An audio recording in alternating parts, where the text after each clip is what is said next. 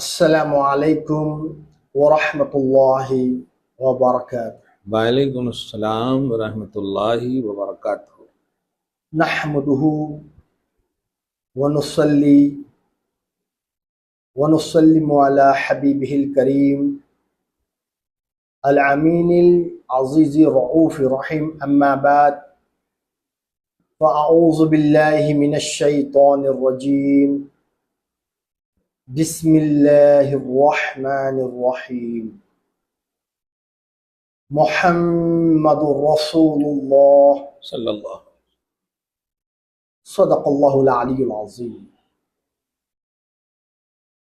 محترم سامعین اور ناظرین، آج میں آپ کی بزم خدمت میں نہایتی اہم ٹاپک لے کر آیا ہوں، اور جو اہل سنت و جماعت کی جو ریالٹی ہے وہ پیش کرنے کی کوشش کروں گا۔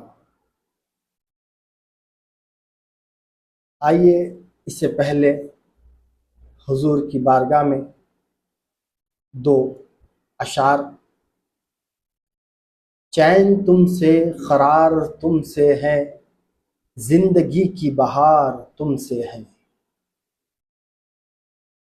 لخمسۃ اطفی بہا حر الوباء الحاتمہ، المصطفیٰ والمرتضیٰ وابناہما والفاطمہ۔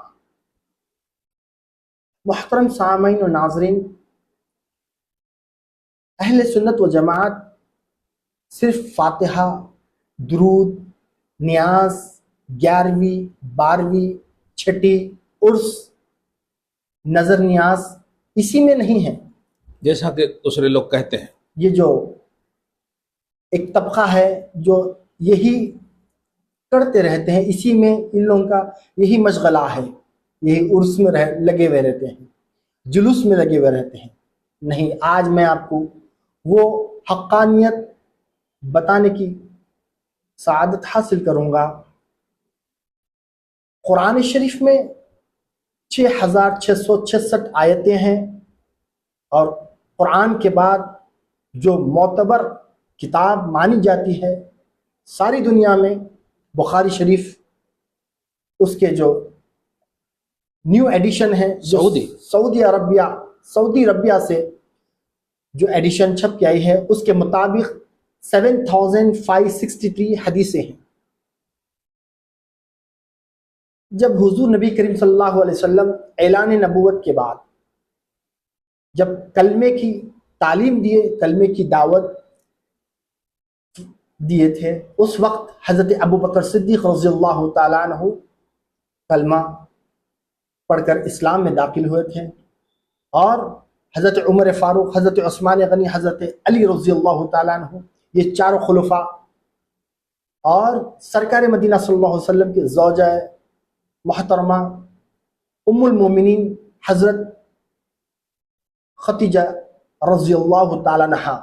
حضرت عمر مطلب یہ اعلان یہ ہجرت سے پہلے ایمان لائے۔ جی، ہاں، ایمان لانے والوں میں سڈنلی نہیں ہے، 2-3 سال کے بعد حضرت عمر لائے۔ سب سے پہلے مردوں میں حضرت ابوبکر صدیق ہے، ہاں، عورتوں میں حضرت ختیجہ رضی اللہ تعالیٰ عنہ ہے۔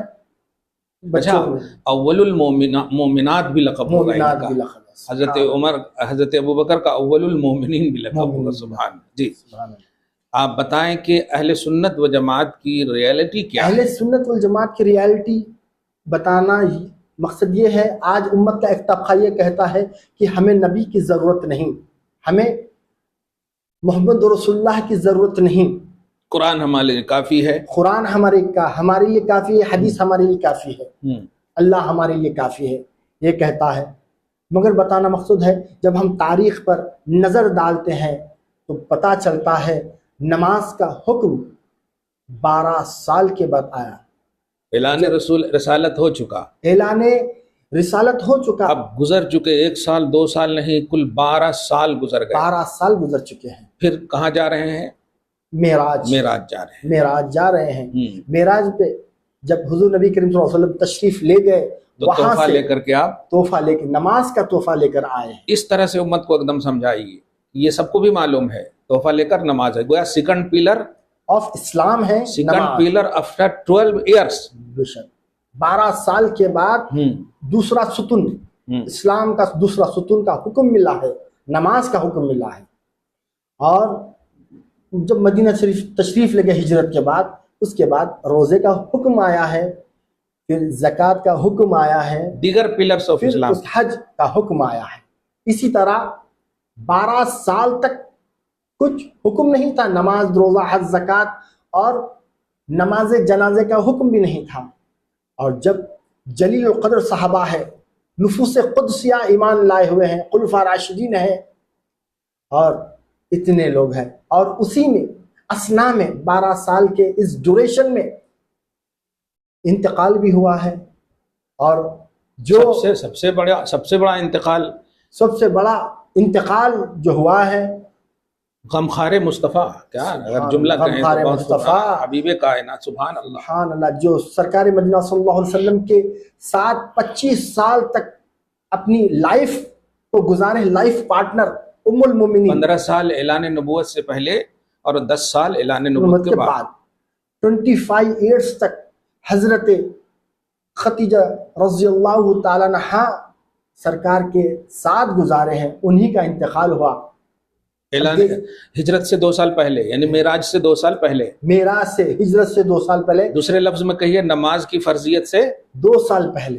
नमाज अभी उतरी नहीं थी, मगर हजरत खतीजा रज़ियल्लाहु ताला अन्हा का इंतकाल हो चुका है। अब उम्मत को मैसेज दीजिए कि अहले सुन्नत व जमात की रियलिटी को अब समझाइए। अब देखिए, उम्मत को चाहिए कि इस पर गौर करे, और इस पर हम देखें, गौर करें और समझे क्या चीज़ है। देखिए, जब 12 साल के ड्यूरेशन में क्या करते रहे सारे लोग, क्या करते रहे, पूछें अदब से, अबू बकर सिद्दीक क्या कर रहे थे, क्या कर रहे थे, उमर क्या कर रहे हो आप, उस्मान क्या कर रहे हो। ड्यूरेशन का लफ्ज अच्छा बोल रहे हैं आप।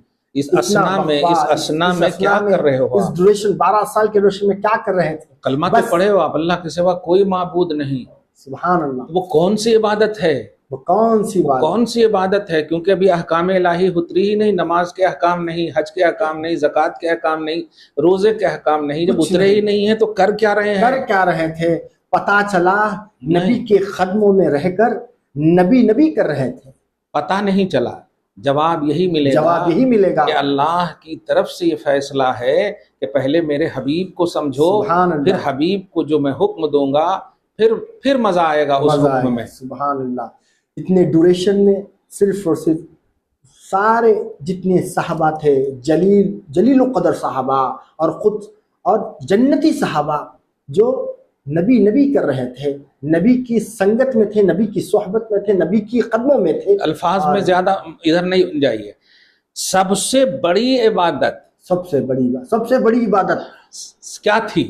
नबी अगर नमाज सबसे बड़ी इबादत है तो फिर 12 साल के ड्यूरेशन में ऐलान नबूवत के सडनली क्यों नहीं उतारा अल्लाह ने? बेशक आज कंपेयर यही करते हैं ना, नमाज पर जोर दिलवाते हैं, हज पर जोर, हम इनकार नहीं कर रहे, इनकार नहीं है, लेकिन कंपैरिजन में जब नबी के मुकाबले में, जैसे मिलादुन नबी के मुकाबले में, अजमत मुस्तफ़ा कॉन्फ्रेंस के मुकाबले में जो ये नमाज और हज और रोजा लाते हैं, उसकी वजह से आप बोलिए कि ये 12 साल तक अफजलुल बशर बादल अंबिया का मामला है। बेशक तमाम को हम यहाँ पर छोड़ देते हैं, और उम्मुल मोमिनीन में सबसे आला क्वालिटी रखने वाले खदीजतुल कुबरा रज़ियल्लाहु ताला अन्हा, खदीजतुल कुबरा। इनके रिवायत में आता है कि सर अल्लाह रब्बुल इज्जत जिब्रील अमीन को कहकर सलाम भेजा करता था, और चलते फिरते जन्नत की बशारत दे दी थी उनको। सुभान अल्लाह, तुम्हारी जन्नती है, जिब्रील के जरिए अल्लाह का सलाम जिनको मिले, ऐसी शान वाले कुछ नहीं है। अगर मेन नमाज है जी, तो फिर जन्नत का हुक्म नमाज के बाद होना चाहिए, हज के बाद होना चाहिए। नहीं, हजरत खतीजा रज़ियल्लाहु ताला अन्हा के पास ना नमाज है, ना रोजा है, ना ज़कात है, ना हज है, और जब अमल में से कुछ वो अहकाम है ही नहीं जो फर्ज है। तो सबसे बड़ा फर्ज क्या था होगा? नबी करना फर्ज, नबी करना यही था। گویا مقصد توحید سمجھ میں آیا. اہل سنت و جماعت کی ریئلٹی یہ توحید کی بنیاد ہے. سمجھیے, تو مقصد توحید یہ سمجھ میں آیا کہ اللہ چاہتا ہے کہ پہلے میرے حبیب کا ذکر, حبیب کو سمجھو, حبیب کی عظمت کو سمجھو, حبیب کی ریئلٹی کو سمجھو, حبیب کے قریب ہو, حبیب کی قربت ملے گی تب تمہیں نماز کی لذت ملے گی. سبحان اللہ, یہ تھا پیمانہ. سبحان اللہ, یہ تھا اس ڈیوریشن میں جو جلیل القدر صحابہ کرا کرتے تھے.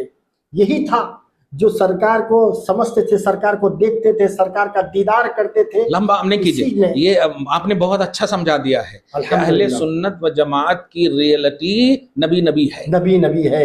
اور خدیجہ رضی اللہ تعالیٰ عنہا کی بیٹی حضرت فاطمہ رضی اللہ تعالیٰ عنہا کیا ہے, جنت کی عورتوں کی سردار ہے. اور خدیجہ رضی اللہ تعالیٰ عنہا کے نواسے جنت کے نوجوانوں کے سردار ہے.